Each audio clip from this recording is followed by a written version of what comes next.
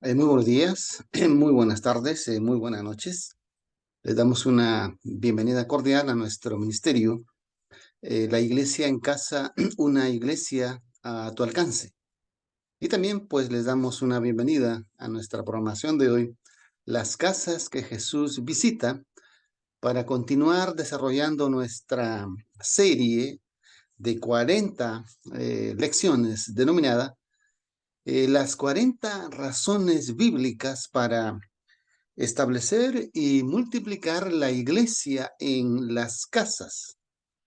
Y para esta oportunidad nos damos cita para estudiar la razón número 28, la cual se titula Las casas son lugares para la enseñanza y la predicación de la palabra del Señor. De manera que los invito para que ustedes puedan abrir sus Biblias en el libro de los Hechos, capítulo 2, capítulo 4, capítulo 5, donde vamos a concentrarnos en ciertos pasajes que nos fundamentan esta razón en estudio.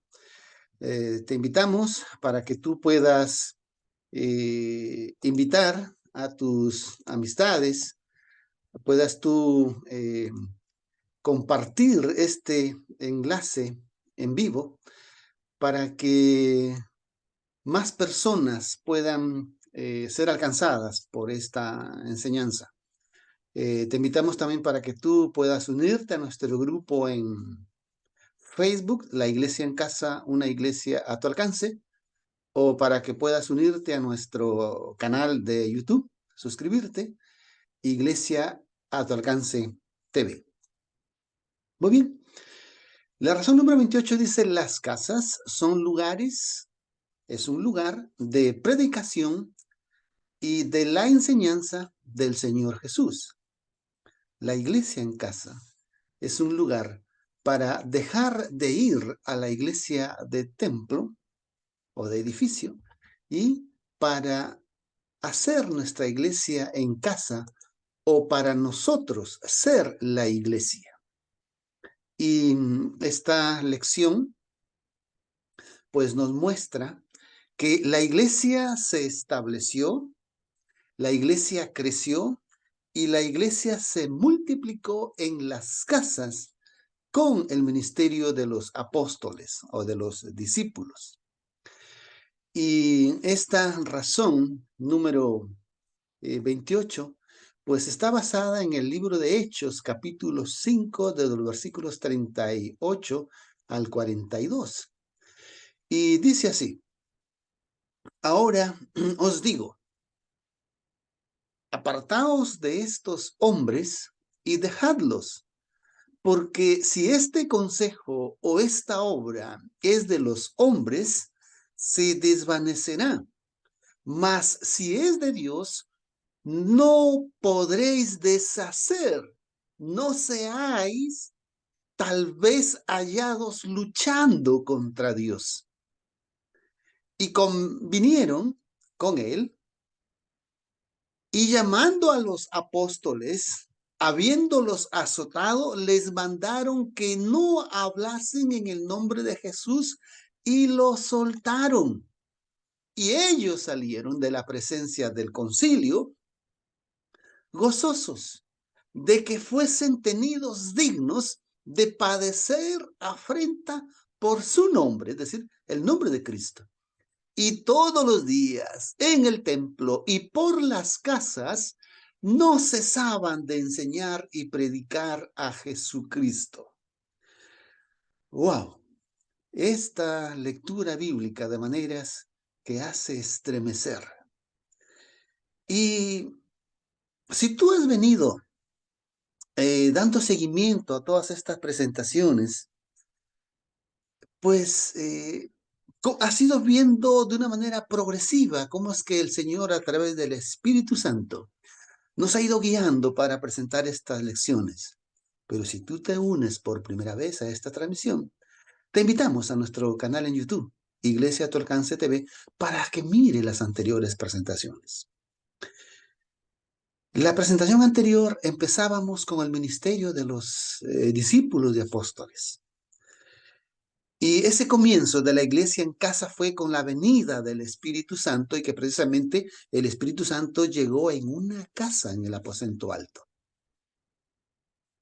Y ahora vamos a ver cómo es que el Espíritu Santo pudo obrar en los discípulos durante los capítulos 1 hasta el capítulo 6, que es los capítulos base de estudio de esta razón número 28, cómo es que el Espíritu Santo guió a estos primeros cristianos.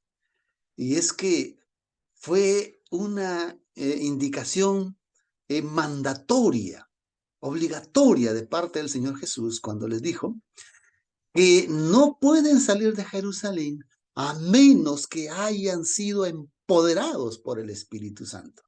Y Él les dice en Hechos 1, es por eso que te invito para que leas desde el capítulo 1 hasta el capítulo 6 en tu casa. Y Él les dice, pero recibiréis poder, versículo 8, cuando haya venido el Espíritu Santo sobre vosotros. Y ahora vamos a ver cómo es que ese poder del Espíritu Santo se hizo carne en la vida de los discípulos y pudimos ver resultados muy, muy importantes. Y vamos a ver aquí el modelo de vida cristiana de la iglesia en casa. Recordemos que la Biblia no habla de estrategia, no habla de plan, no habla de cosas humanas, sino que la Biblia habla de modelo. Y la iglesia en casa es el modelo de iglesia que Cristo estableció y fundó. La iglesia en casa es el modelo de iglesia que los discípulos replicaron. Es decir, los discípulos fundaron y multiplicaron la iglesia en las casas. De manera que es importante, apreciado amigo, apreciada amiga, que puedas tú poner tus sentidos en esta enseñanza y poder ser sensible a la voz del Espíritu Santo. Porque mi deseo que el Señor puso en mi corazón es que lo mismo que los discípulos experimentaron en estos primeros 6 capítulos del libro de los Hechos, podamos también nosotros ser sensibles a la obra y a la voz del Espíritu Santo.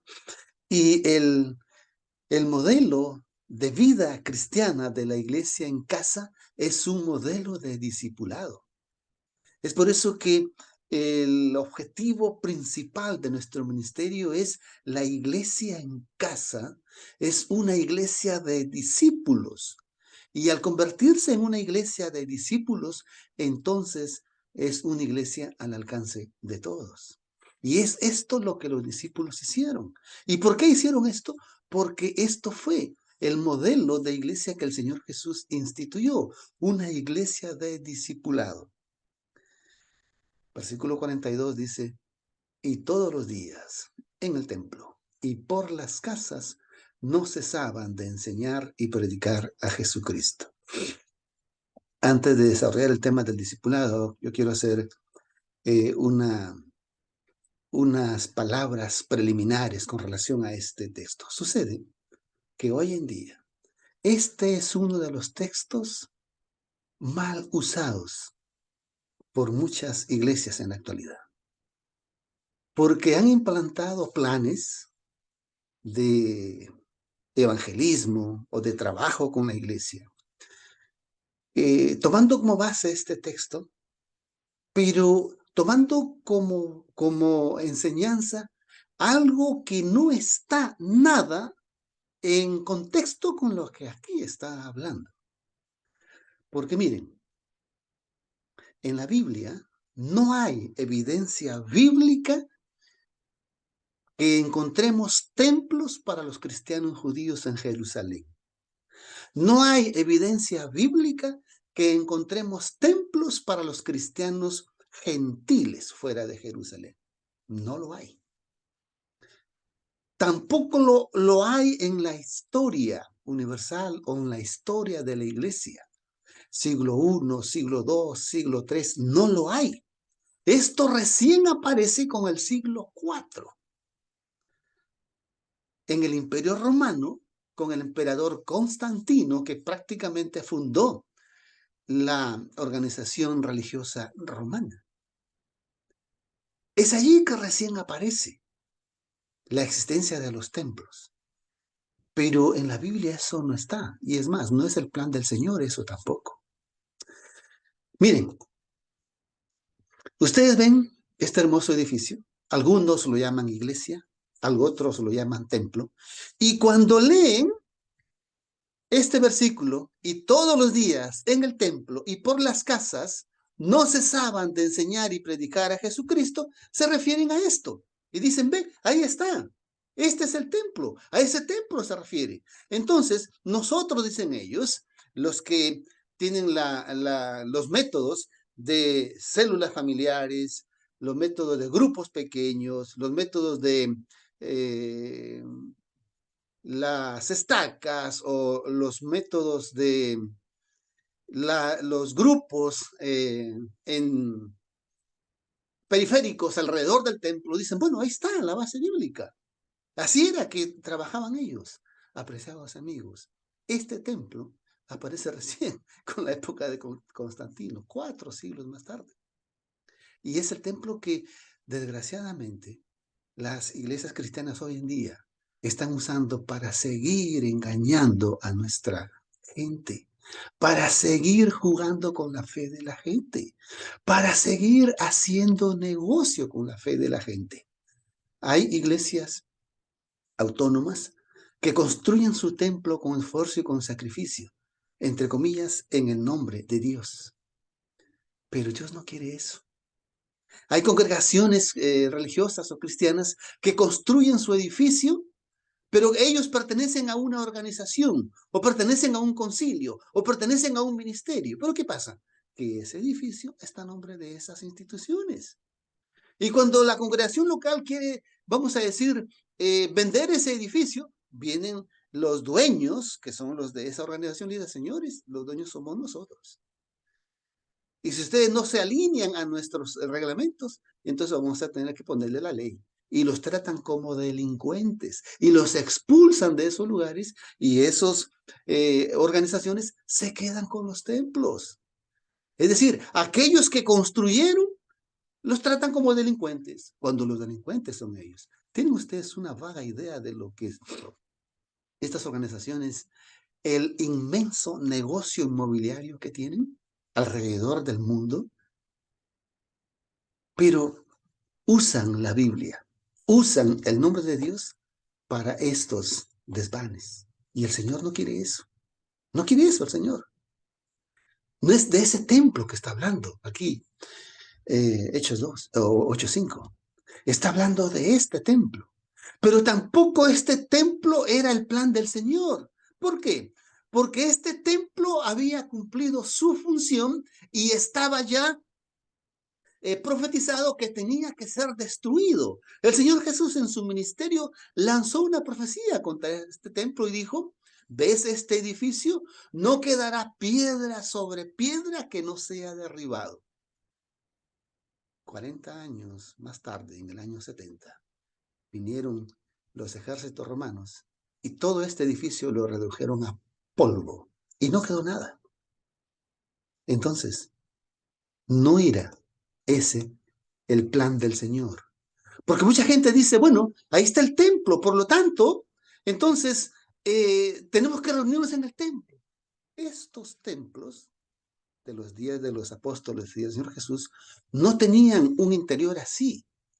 Este interior es a partir del siglo IV en adelante.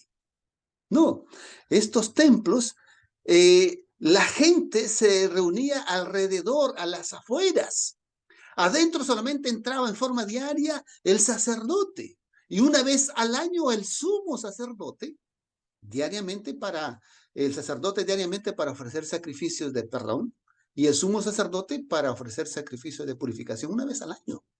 Pero la gente alrededor del templo era que se reunía. ¿Para qué? Vamos a explicar a continuación un poquito más adelante. Pero vemos que este templo tampoco está en el plan del Señor. Pero ¿por qué dice el texto que todos los días se reunían en el templo y por las casas? Vamos a responder esa pregunta a continuación. ¿Por qué? Porque todos los días circulaba mucha gente alrededor de ese templo. Todos los días. La gente iba para hacer sus oraciones. La gente iba para ofrecer sus sacrificios. La gente iba para escuchar ciertos anuncios que los sacerdotes le daban a la congregación. Entonces, los discípulos no iban para eso. Los discípulos no iban para ofrecer sacrificios. Los discípulos no iban para orar. Los discípulos no iban para adorar. Los discípulos no iban para hacer milagros. Entonces, ¿para qué iban los discípulos todos los días al templo? Y vuelvo a enfatizar, no para entrar en ese edificio, sino para estar alrededor de ese edificio. Pero la pregunta es, ¿para qué iban ahí? La respuesta es la del ángel. 5:19 de Hechos.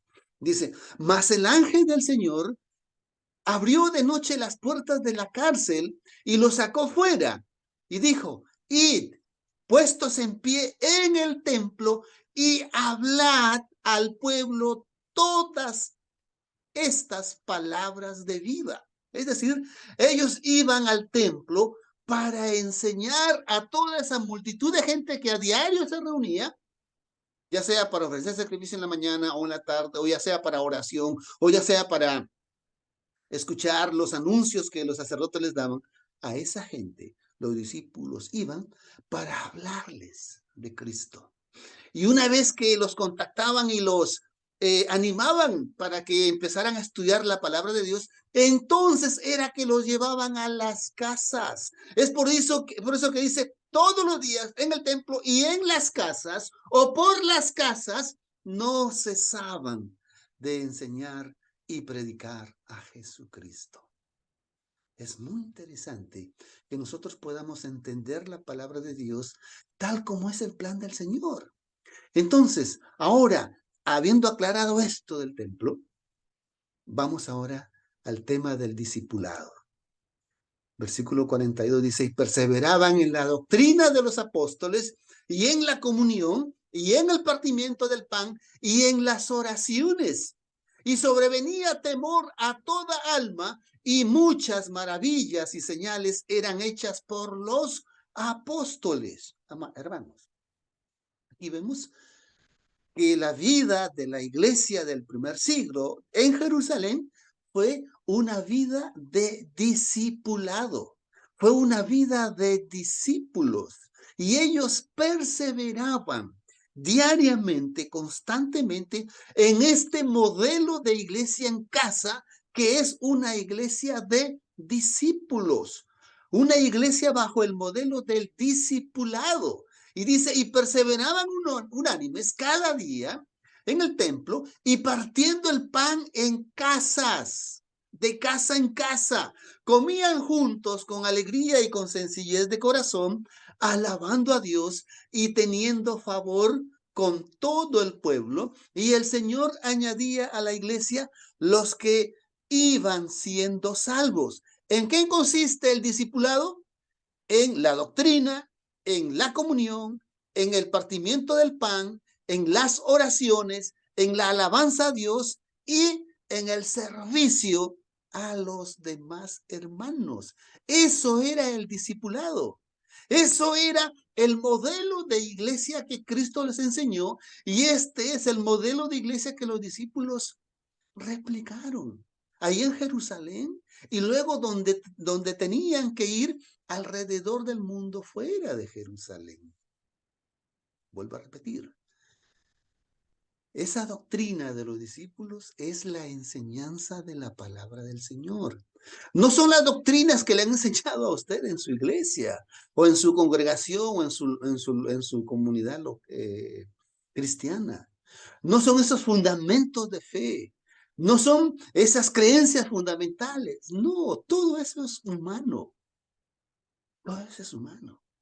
Vamos a ver aquí cuál era la doctrina de los discípulos. Y vuelvo a repetir, la doctrina era la enseñanza que vamos a verlo a continuación. Vemos ahí luego la comunión, el partimiento del pan, las alabanzas y la adoración a Dios, el modelo de una vida de servicio, una predicación que ensalza a Cristo, luego cómo esa iglesia se financiaba y finalmente cómo es que el Señor multiplicaba, cómo le daba crecimiento a esa iglesia. En primer lugar, veamos aquí este punto. ¿En qué consistía la doctrina de los apóstoles? La doctrina de los apóstoles era la enseñanza. ¿Y qué tipo de enseñanza? ¿Era algo nuevo que ellos estaban implantando? No, Señor. Era lo que el Señor Jesús les había enseñado a ellos durante sus 3 años y medio de ministerio.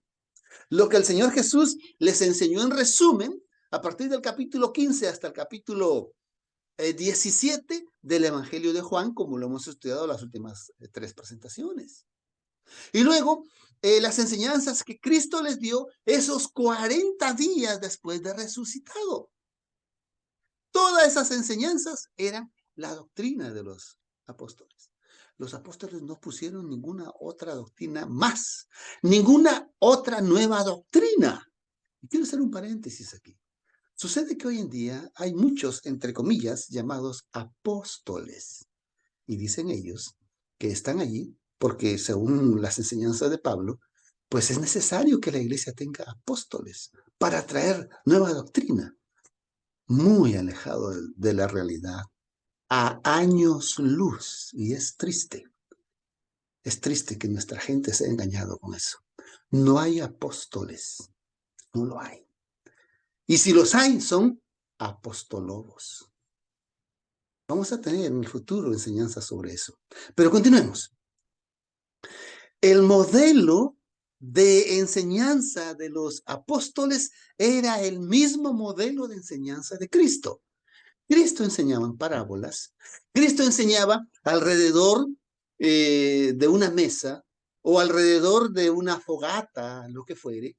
Y Cristo, todo su fundamento que Él les enseñaba era la palabra de Dios a través de las parábolas, por ejemplo, donde Él dice, ¿no?, que a través de las enseñanzas que Él presentaba era para revelar los misterios del reino de los cielos. Es por eso que todas sus parábolas empiezan diciendo, el reino de los cielos es semejante a. Es decir, Cristo, lo único que enseñó fue las lecciones celestiales del reino de Dios. Y miren, un ejemplo que él pone después de resucitado es en su camino a Emaús. Y yo le invito para que usted lea todo el capítulo 24 del libro de Lucas. Miren algunos textos.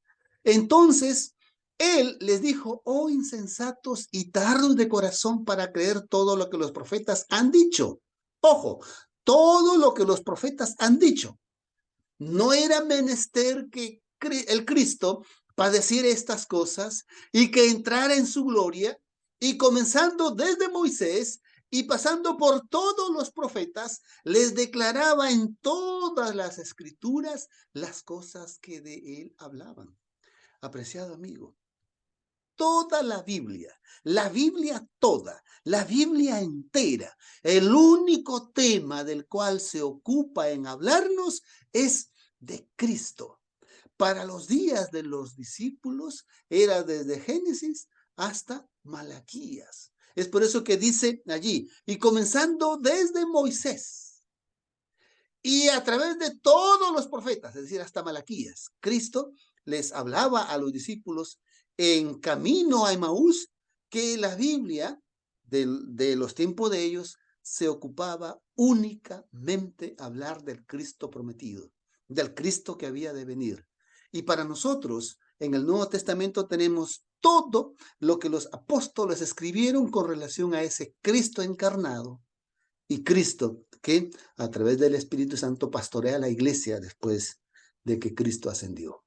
Entonces, quiero enfatizar que lo que Cristo les enseñó a los discípulos en ese camino de Emaús fue que si van a hablar de él, tienen que basarse con un así dijo Jehová, o tienen que basarse con un escrito está, porque la Biblia toda, lo único que nos habla es única y exclusivamente de Cristo, nuestro Salvador y nuestro Señor. Como lo mencioné, para nuestros días se agrega todo el Nuevo Testamento. Desde Génesis hasta el Apocalipsis, la Biblia, lo único que se ocupa de hablar es de Cristo. Pero de Cristo en 6 aspectos muy importantes que vamos a desarrollar a continuación. Dicen luego los discípulos de Maús, y decían el uno al otro, no ardía nuestro corazón en nosotros mientras nos hablaba en el camino y cuando nos abría las escrituras. Apreciados amigos, si en su comunidad cristiana no abren las escrituras, no estás en una iglesia del Señor. Te hablan del evangelio de la prosperidad, te hablan de superación personal, te hablan de psicología y todo lo demás, pero no te hablan de la palabra de Dios. Por lo tanto, el Señor te dice que de esos lugares y de esos maestros huyas como quien huye de la lepra. Dice el versículo 42, y perseveraban. La palabra perseverar es ocuparse asiduamente de una manera continua y firme. En este caso, ¿qué? De la enseñanza, de la doctrina de los discípulos. Entonces ya mencioné que la Biblia toda se ocupa de hablarnos de Cristo. No hay otro tema más que lo vamos a desarrollar a continuación.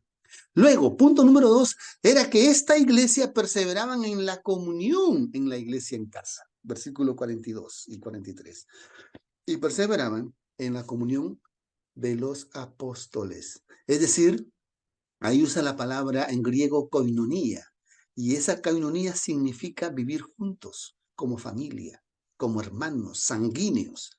Pero en este caso, eran hermanos que comparten el ADN de Cristo espiritual y Dios es nuestro Padre. Por lo tanto, nos llamamos hermanos.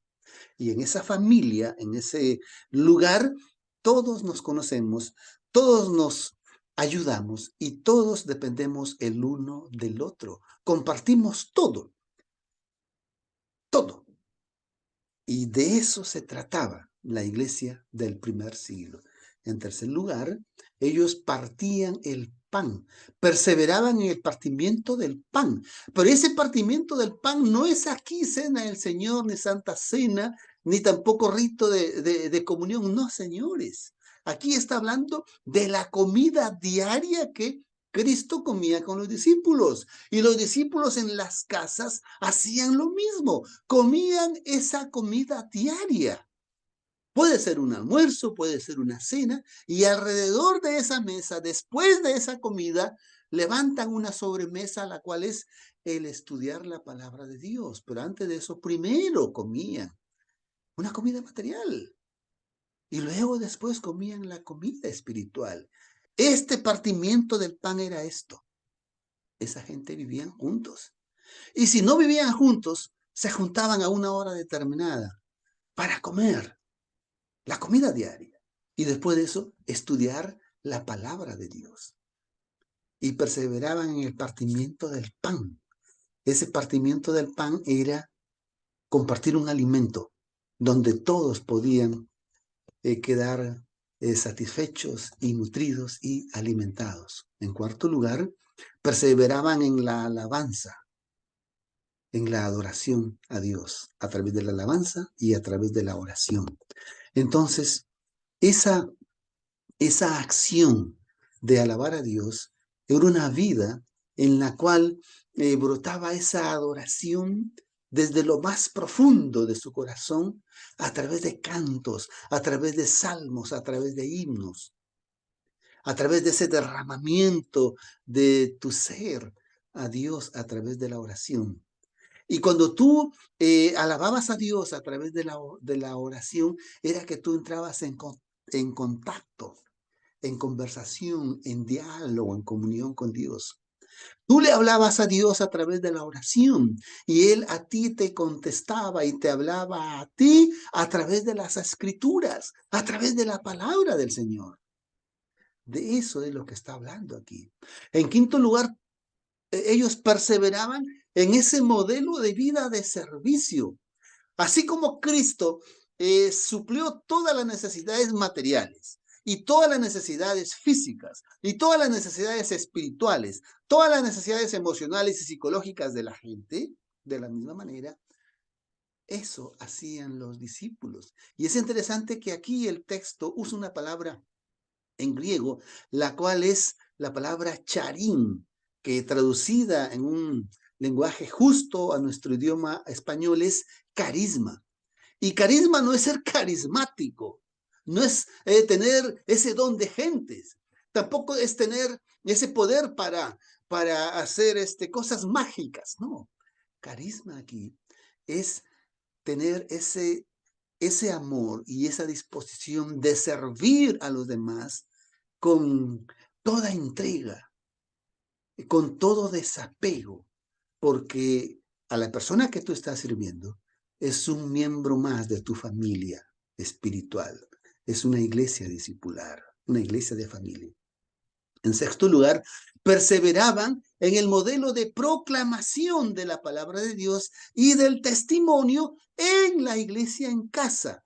Ya dijimos que ellos iban todos los días al templo a compartir su fe, a compartir las enseñanzas que Cristo les había enseñado. Y ellos, al predicarles a esas personas, al hablarles de Cristo, despertaban en ellos ese interés por querer conocer más. Entonces, allí era que lo llevaban a las casas para compartir ese pan material, esa comida, y hacer un almuerzo o una cena, y luego después de eso empezar a enseñarles más en detalle la palabra de Dios, que a eso, como ya lo hemos visto, se llama discipulado.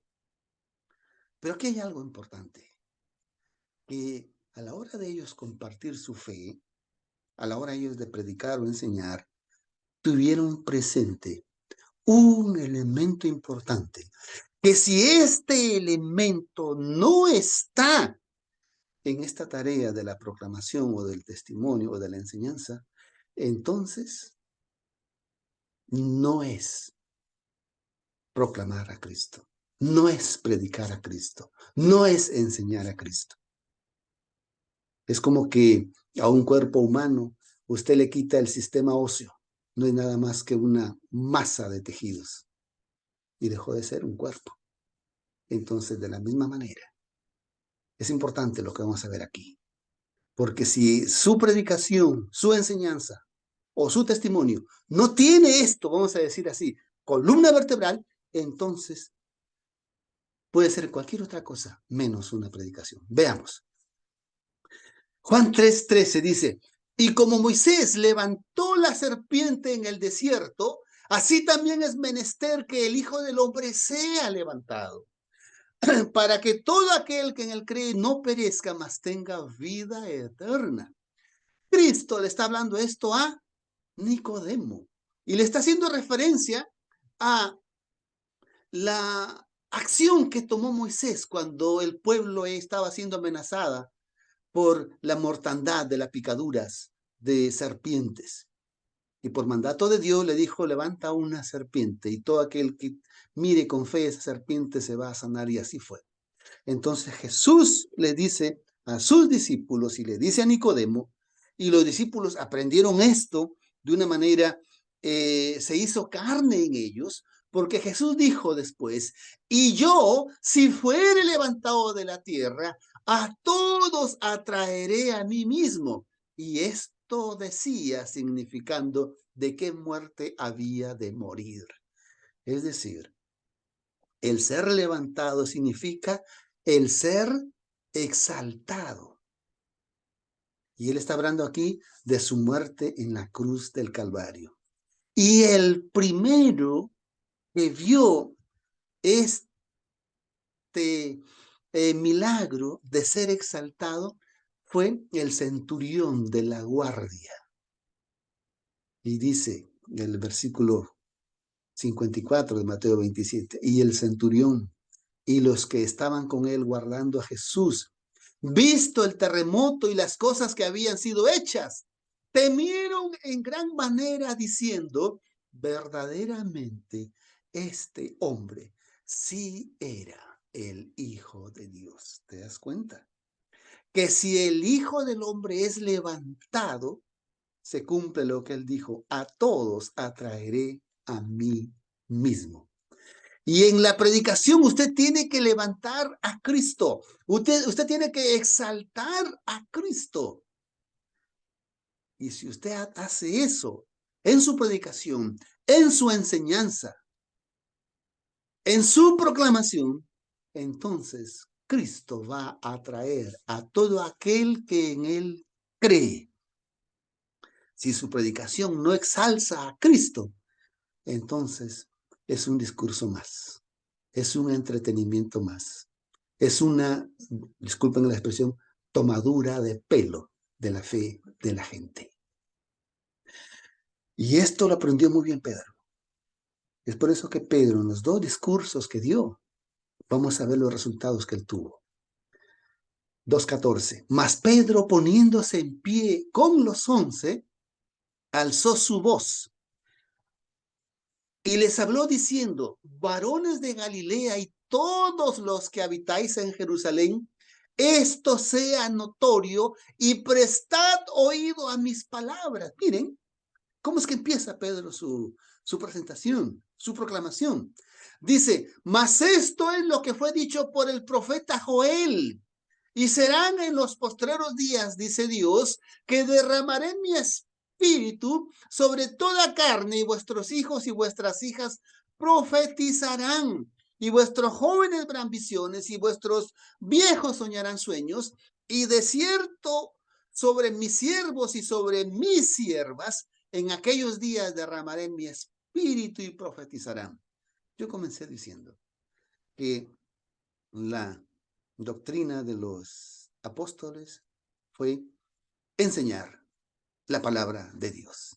Y aquí está la primera puesta en marcha de uno de ellos, Pedro. Pedro empieza su predicación citando la Biblia. Así como Jesús en el camino de Emaús le citó la Biblia a esos 2 discípulos. De la misma manera. Aquí Pedro empieza su presentación citando las Escrituras. Con un escrito está, con un así dijo Jehová.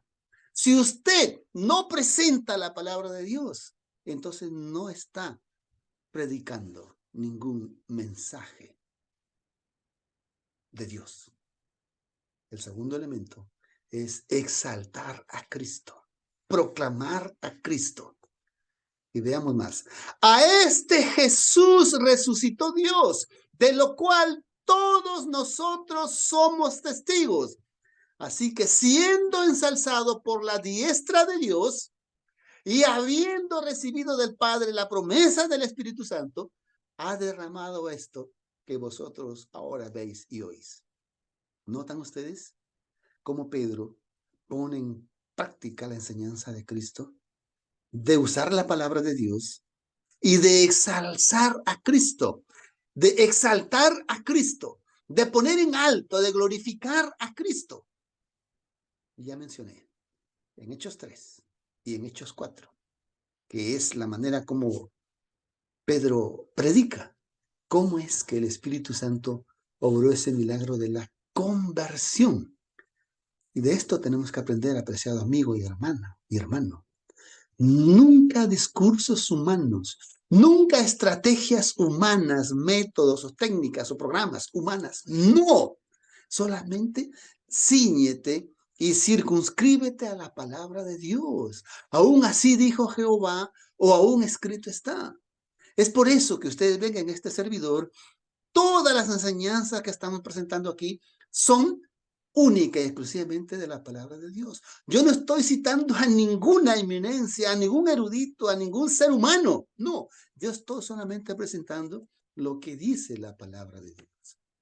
Y en primer lugar, tenemos que exaltar a Cristo en nuestra predicación.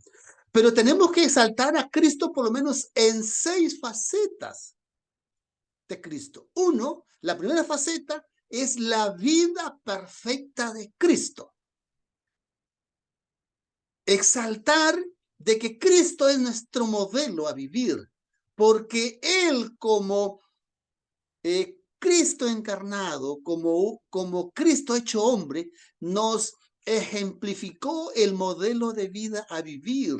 Cristo vino a vivir la vida de la cual fue derrotado el primer Adán. Es por eso que Pablo a Cristo lo presenta como el segundo Adán. Y la vida que Cristo vivió es una vida que nos ejemplifica para que nosotros la podamos vivir también. Miren lo que es el texto. Varones israelitas, oíd estas palabras de Jesús Nazareno, varón aprobado de Dios. Yo te pregunto, ¿puede decir esto Dios de tu apóstol? ¿Puede decir esto Dios de tu pastor, de tu anciano de iglesia, de tu jefe de ministerio, de organización o de institución religiosa? ¿Podrá decir eso Dios de eso? ¿De esa persona? Yo lo dudo. Pero nosotros, si somos seguidores de Cristo, tenemos que exaltar la vida perfecta de Cristo en nuestra vida también. Varón aprobado por Dios. Hechos 3:14 dice, mas vosotros al santo y al justo negasteis. Aquí Pedro está presentando a Cristo que vivió una vida perfecta, una vida justa, una vida santa. Luego dice más en Hechos 10:38. Como Dios ungió a Jesús de Nazaret con el Espíritu Santo y con poder, haciendo bien y sanando a todos los oprimidos.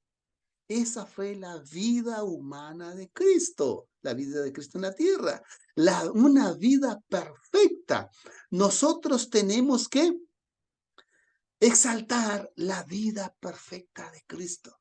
La vida que Cristo vivió es un modelo a seguir. Nosotros podemos vivir la vida de Cristo. Es por eso que somos llamados a reflejar el carácter y la persona de Cristo en nuestras vidas. En segundo lugar, exaltar a ese Cristo crucificado, porque dijimos en las presentaciones anteriores que la muerte que Cristo murió, Él no murió la muerte que muere cualquier mortal, tu abuelo, tu bisabuelo, tu tatarabuelo, no. Esa muerte que murieron ellos es la misma muerte que va a morir usted o que voy a morir yo, pero la muerte que murió Cristo fue la muerte eterna, porque ese era el requerimiento para la paga del pecado que es muerte. Y entonces nosotros tenemos que presentar de que el sacrificio de Cristo fue un sacrificio completo, fue un sacrificio perfecto, fue un sacrificio único y fue un sacrificio suficiente. No se necesita más. A este entregado por determinado consejo y presencia de Dios, tomándole vosotros le matasteis por inicuos, por manos inicuas, crucificándole.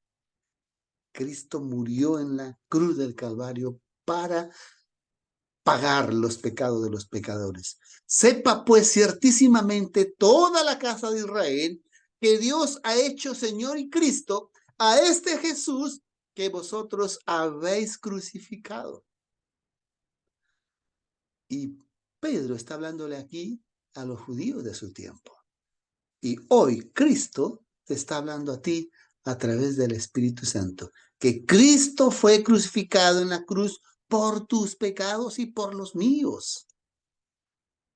Cristo murió en tu lugar. Cristo murió en mi lugar. Cristo murió para darnos perdón.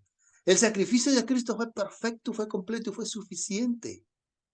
La muerte de Cristo fue la muerte eterna. Y nosotros no nos queda otra cosa más que caer postrados a los pies de Cristo y aceptar el sacrificio de Cristo. El tercer elemento en la predicación, en la proclamación, es exaltar a ese Cristo resucitado. Cristo resucitado, dice el apóstol Pedro, al cual Dios resucitó, habiendo suelto los dolores de la muerte por cuanto era imposible ser detenido de ella. Hechos 2:24. Hechos 2:32 dice, a este Jesús resucitó Dios, de lo cual todos nosotros somos testigos. Cristo resucitó. Cristo no se quedó en la tumba. Hechos 3 dice, y matasteis al autor de la vida, al cual Dios ha resucitado de los muertos, de lo cual nosotros somos testigos. Hechos 3:15. Hechos 3:26 dice, a vosotros primeramente, Dios habiendo resucitado a su Hijo Jesús. Nosotros tenemos que exaltar la resurrección de Cristo. Como dijera Pablo en uno de sus escritos en Corintios, si Cristo no resucitó, vana es nuestra fe y vana es nuestra predicación. Apreciado amigo, apreciada hermana, Cristo al resucitar aseguró el triunfo sobre la muerte eterna y aseguró para ti la vida eterna. Es por eso que es importante exaltar la resurrección de Cristo en nuestra predicación. Hechos 4:33 dice, y los apóstoles daban testimonio de la resurrección del Señor Jesús con grande poder. ¿Estás entendiendo, apreciado amigo? Somos llamados, si queremos tener una iglesia poderosa, tenemos que hacer lo que los discípulos hicieron. Exaltar a Cristo en su resurrección. En cuarto lugar, exaltar a ese Cristo glorificado. Hechos 2:33. Estoy explicando el discurso de Pedro, ojo, esto fue todo lo que hizo Pedro. Así que siendo ensalzado por la diestra de Dios, habiendo sido recibido del Padre en el cielo. ¿Se dan cuenta? Cristo glorificado. Y al decir Cristo glorificado es Cristo Dios, el Creador, el Dios, el Redentor y Dios el Sustentador. Hechos 2:36 dice, sepa pues ciertísimamente toda la casa de Israel que Dios ha hecho Señor y Cristo a Jesús. Y ese título solamente es un título divino.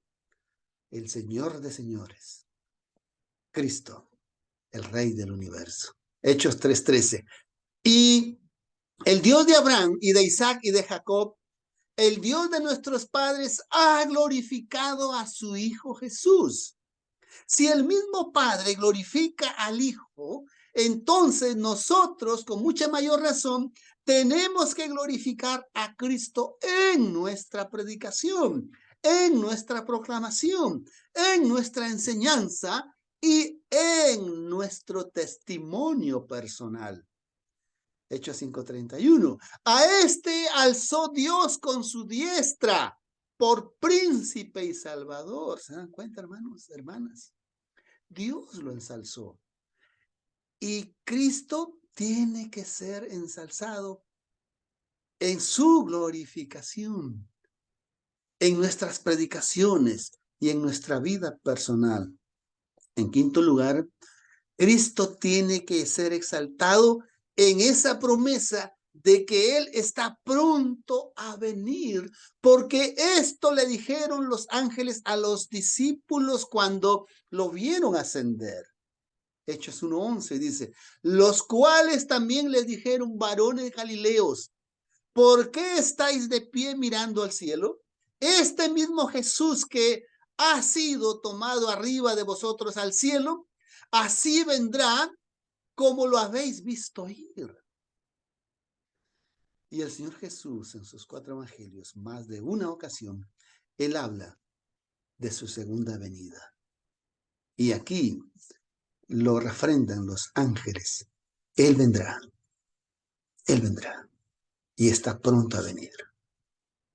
Y vamos a ver que la iglesia del primer siglo creció de una manera exponencial porque aquellos discípulos predicaron con tanto ímpetu, con tanto fervor, porque predicaban para terminar la predicación del evangelio en sus días, porque ellos querían ver en sus días venir a Cristo tal como este ángel se lo prometió.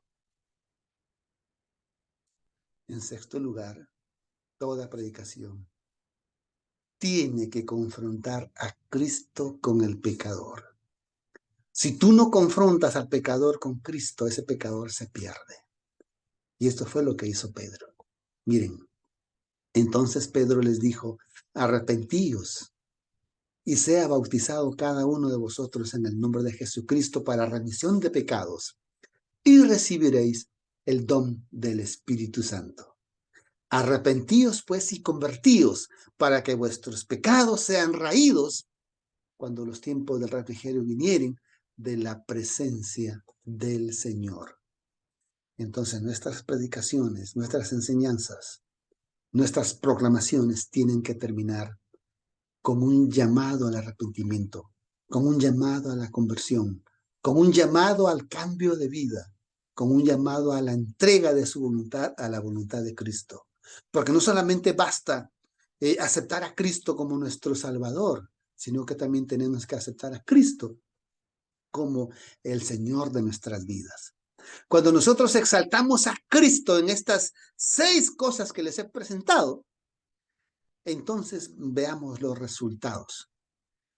Versículo 41 de Hechos 2. Entonces los que recibieron con gusto su palabra fueron bautizados y fueron añadidos a ellos aquel día como 3,000 almas. ¿Se dan cuenta? 3,000 almas en ese primer discurso de Pedro. Leamos el segundo, Hechos 4.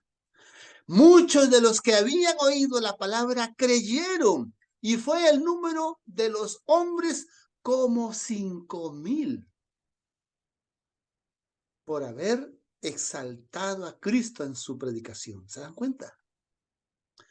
Si tú ves que tu iglesia no crece, pásala por este filtro. Pasa tu ministerio, tu predicación por este filtro y vas a ver los resultados. Miren, en el aposento alto hubieron 120 personas, entre hombres y mujeres. En el primer discurso de Pedro se bautizaron 3,000 hombres. Y si a cada hombre le ponemos 3 personas más, ya sea el esposo o 2 hijos, estamos hablando de 9,000. En la segunda presentación fueron 5,000. Y si lo multiplicamos por 3, estamos hablando de 15,000. Y sumamos estas 2 cifras, estamos hablando de 24,000 creyentes o nuevos discípulos en tan solo 2 presentaciones. Por el hecho de haber exaltado a Cristo. 24,000. ¿Se dan cuenta, hermanos? Que la cosa cambia. ¿Por qué es que la iglesia del neotestamentaria crecía? ¿Por qué la iglesia de los apóstoles crecía? Porque ellos se pusieron como instrumentos del Espíritu Santo. Porque ellos siguieron las enseñanzas de Cristo. Porque ellos hicieron de esa iglesia una iglesia de discípulos. Y porque todos los discípulos hacían la voluntad del Señor. Pero esta iglesia, a medida que iba creciendo, entonces iba teniendo necesidades económicas. ¿Y cómo era que esta iglesia se financiaba? Es muy interesante. Esta es la 7ª perseverancia, de que ellos perseveraban en el modelo de finanzas que Cristo les instituyó a ellos. Estos hermanos, movidos por el Espíritu Santo, el Espíritu Santo les guió a ese plan financiero que no existe hoy en día. Ojalá existiera. Ojalá volviera a en nuestros días. Ojalá volviéramos, mejor dicho, a los tiempos bíblicos. Veamos lo que pasó. Hechos 2:44. Y todos los que creían estaban juntos y tenían todas las cosas en común y vendían sus posesiones y sus haciendas. Las repartían a todos como cada uno había menester. Ellos se desprendieron de todo. Ellos vendieron sus haciendas, vendieron sus casas, vendieron todo. Ahora, la pregunta es, ¿por qué hicieron eso ellos? Ya mencioné, ellos amaban la venida de Cristo. Ellos querían ver a Cristo venir pronto. Ellos querían terminar la predicación del Evangelio pronto. Esa era una de las razones. ¿Te has puesto a pensar hoy día qué es lo que está pasando? El siguiente texto. Y de la multitud de los que creyeron era de un corazón y un alma, y ninguno decía ser suyo algo de lo que poseían, mas todas las cosas eran en común. Es decir, todos aportaban económicamente. Y no era que aportaban para el ministerio, no era que aportaban para los apóstoles, no, señores, como lo hacen hoy en día muchos apostólogos. No, ellos aportaban para mantener la comunidad de esos nuevos creyentes.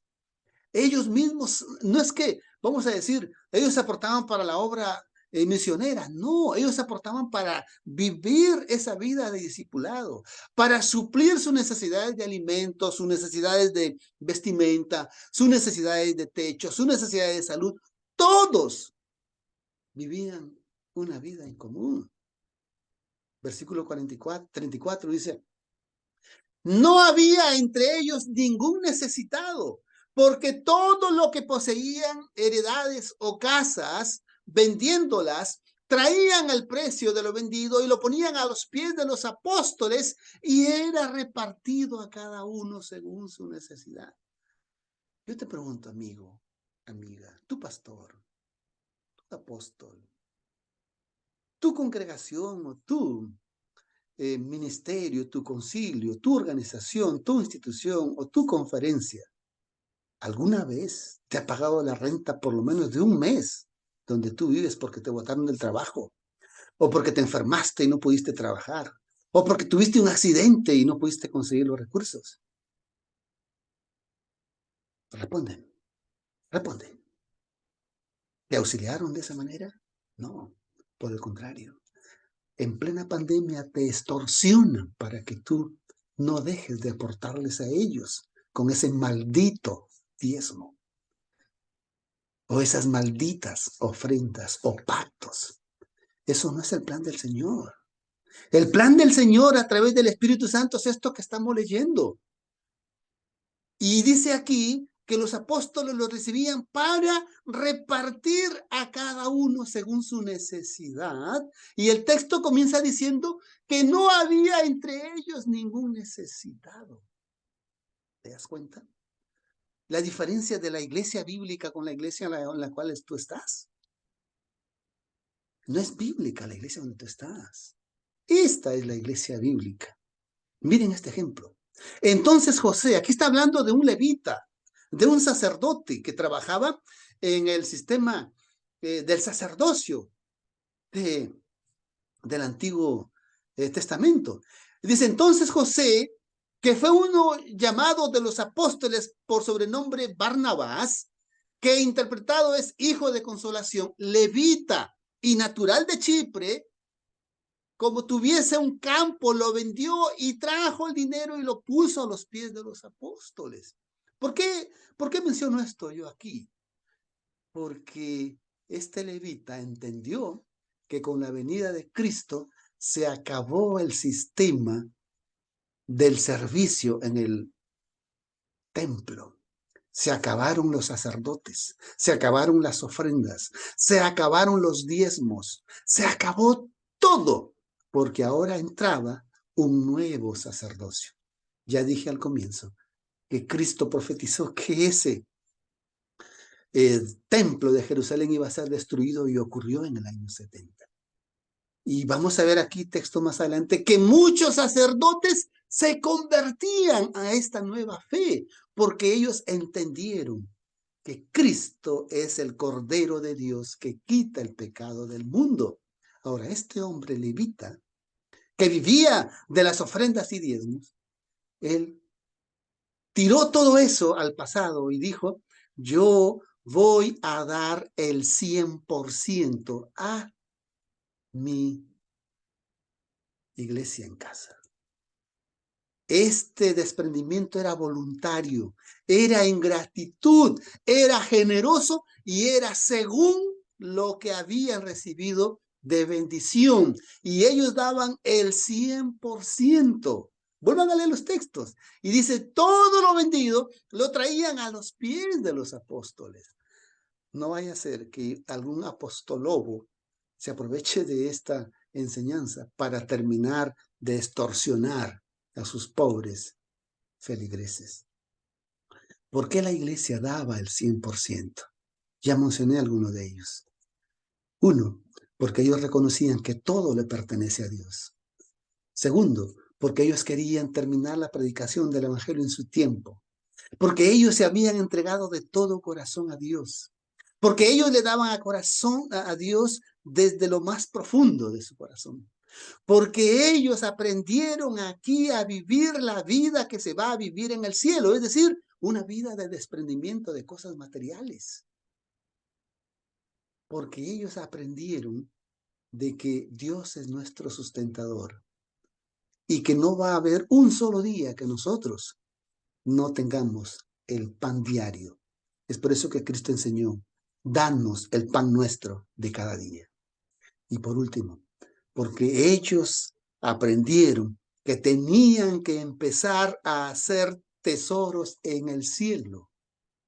Ellos aquí en esta tierra aprendieron a vivir la vida que iban a vivir allá en el cielo. ¿Se dan cuenta, hermanos? Las motivaciones totalmente diferentes a lo que hoy en día escuchamos en los templos. Y Jesús es el que añade. Jesús el que da el crecimiento y la multiplicación. Y perseveraban en ese modelo de multiplicación de discípulos en la iglesia en casa. ¿Cuál era ese modelo? Que era que dejaban que el Señor haga el trabajo de reproducción. 4:20 dice, porque no podemos dejar de hablar y enseñar lo que hemos visto y oído. Yo te pregunto, amigo y amiga, ¿arde en tu corazón este deseo de que no dejas de pasar un solo día, de que no le hables a alguien acerca de lo que has visto de Jesús, acerca de lo que has oído de Jesús, acerca de lo que has creído de Jesús, acerca de lo que Jesús ha hecho por ti? Esto que hacían los discípulos, miran lo que añadía Cristo. Y el Señor añadía cada día a la iglesia los que iban siendo salvos. No dice allí a los que iban a ser salvos en el futuro, cuando Él venga por segunda vez. No, al momento que tú crees en Cristo y te conviertes, ya eres salvo, ya empiezas a vivir la vida eterna. 5:14 dice, y los que creían en el Señor se aumentaban más, multitudes, así de hombres como de mujeres, multitudes, apreciados amigos, hermanos, multitudes. Miren lo que ocurrió. Y la palabra de Dios crecía. Y el número de los discípulos se multiplicaba en gran manera en Jerusalén.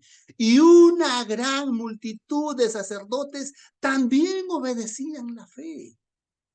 Estos sacerdotes entendieron de que el sistema sacerdotal del Antiguo Testamento terminó. Terminó el templo, terminó los sacrificios, terminó las ofrendas, terminó los diezmos, terminó el sacerdocio, todo terminó. Y ellos se convirtieron a ese nuevo sacerdocio de Cristo. Se convirtieron a vivir una nueva vida en la iglesia, en las casas. ¿Se dan cuenta? ¿Estás entendiendo, hermano? Y la iglesia de Cristo creció porque fue una iglesia de discípulos, porque fueron guiados por las enseñanzas de Cristo. Y en tan solo 6 meses, miren lo que pasó. Diciendo, no os mandamos estrechadamente que no enseñasen en ese nombre de Jesús, y he aquí habéis llenado a Jerusalén de vuestra doctrina. ¿Queréis echar sobre nosotros la sangre de ese hombre también? La sangre de Cristo. En tan solo 6 meses, ellos llenaron Jerusalén. ¿Cuántos años tiene tu congregación que ni siquiera su templo llena? ¿Cuántos años? ¿Cuántos años tiene tu congregación si ni siquiera tu cuadra ha alcanzado? Ni tu urbanización, ni tu pueblo, ni tu barrio, ni tu ciudad, ni tu aldea, ni tu región, ni tu departamento. ¿Te das cuenta? ¿Por qué? Porque todo es humano. Todo lo hacen humanamente. Se han apartado del diseño divino. Y también de las ciudades vecinas concurría una multitud a Jerusalén trayendo enfermos, atormentados de espíritus inmundos, los cuales todos eran curados. La iglesia de los discípulos, la iglesia de los apóstoles, creció porque se pusieron como instrumentos en las manos del Espíritu Santo. Y la iglesia era multiplicada por Cristo. Cristo hacía el trabajo de añadir cada día. Puede que tú, pues, que empieces con tu esposo o con tu esposa una iglesia en casa. Es la unidad más pequeña de la iglesia en el mundo. Y luego se convierte en una familia de Dios. Quién sabe, 2 parejas, 3 parejas, 6. Y luego se convierte en una pequeña comunidad cristiana. Y esto, si nos ponemos a la mano del Señor, va a crecer exponencialmente. ¿Esto no te emociona a ti? ¿Esto no te motiva? ¿Esto no te pica ese deseo de ser parte de esta visión? ¿Quieres compartir esta visión? ¿Quieres compartir esta misión? No es por casualidad que estás mirando esto. La iglesia en casa es el modelo de Cristo para este tiempo. La iglesia en casa es el modelo de Cristo para dejar de ir a la iglesia de templo y hacer una iglesia en tu casa, o tú convertirte en la iglesia. La razón número 28. La iglesia en casa son lugares para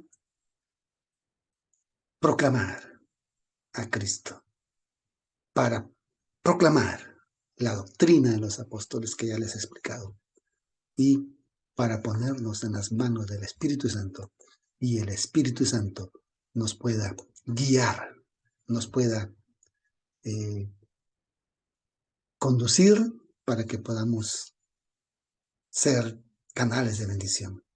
El propósito de este ministerio es de que tú te quedes como estés. Es que tú le permitas al Espíritu Santo que obre en ti y que te haga ver las faltas o errores, porque por algo te trajo a esta transmisión.